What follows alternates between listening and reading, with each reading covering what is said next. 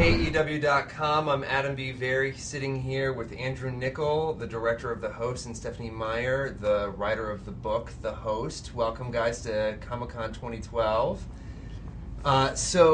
Stephenie, my understanding is that when it came time to figure out how to turn The Host into a feature film, the first director on your list was Andrew Nichol.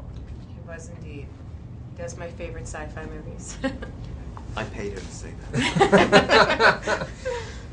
So what was it about what Andrew does that you really liked and thought would work well for The Host? Well, The Host is not a sci-fi that has giant spaceships and lasers and that angle of sci-fi. It's a very human and internal and intimate science fiction, and that's what Gattaca is. And I knew that he could take a world that isn't exactly the same as ours and keep it so human and so relatable. And I mean, that's my favorite science fiction movie. It's perfect.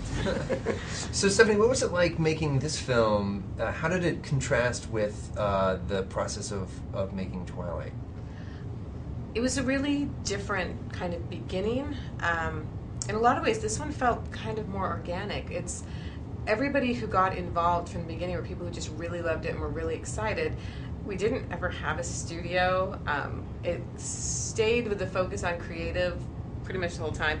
And then you had also a new group, and with Twilight, we've done this for a while now, and it's this great reunion we get together, but everybody has their pattern, and I mean, honestly, it's been really cold on those sets, and we get in there, it's like, okay, 16-hour days, we're going to be freezing to death, we're going to be in the mud. Pacific Northwest is not the warmest part of the world. It is not the ideal place to write a book that you plan to turn into a movie. Yeah. Next time I'll think ahead and put it in the Caribbean. And Andrew, what did you want to do with the kind of visual elements to the storytelling?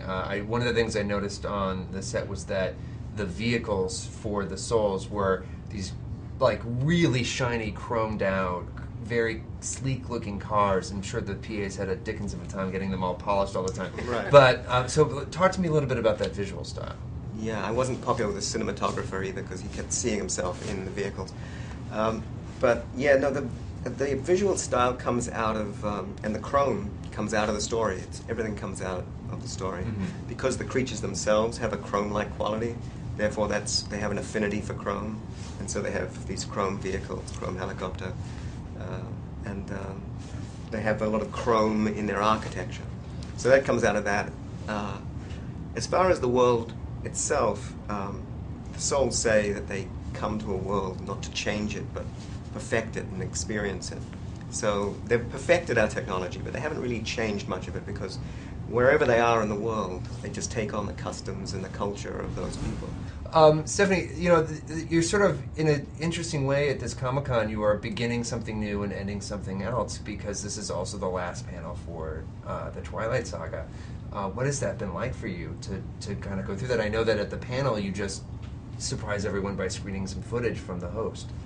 That was really fun. Actually, having The Host softens the blow because it is hard saying goodbye to everybody. I mean, I think the story feels told and the movies are satisfying, and I'm not dying to put on 14 layers of thermals under my jeans to go to work tomorrow, but not seeing Kristen and Taylor and Rob, not having that, you know, we would see each other every day, and I really miss them, and so seeing them today, it kind of makes it harder. It's like, oh, I have to say goodbye again. We've got one more time, they're all gonna get together, and then are we ever gonna hang out again? Probably not. You know, it's the people knowing that relationship is kind of coming to a close. It's really hard. There is one book currently for The Host, but I know that you are always thinking about ways of taking the story into new places. Where is that process for you? Where are you? Still very early. I'd love to get that story done, but I just have been having a time management problem. For some reason, I cannot stop getting on a plane and coming to places like Comic-Con. For me, I don't know, some authors I just admire it. It's in their head, they're done with something, they sit down and they're just like, the sentence just comes from where it ended, and where I just need so much time to really immerse myself in that world and kind of get out of this one to be able to get any amount of work done. And it's just been hard finding 2 weeks together. Well, guys, thank you so much for coming in and chatting with us, and I hope you have a great rest of your con. Thank you. Thank you very much. Check back here on EW.com for more from Comic-Con 2012.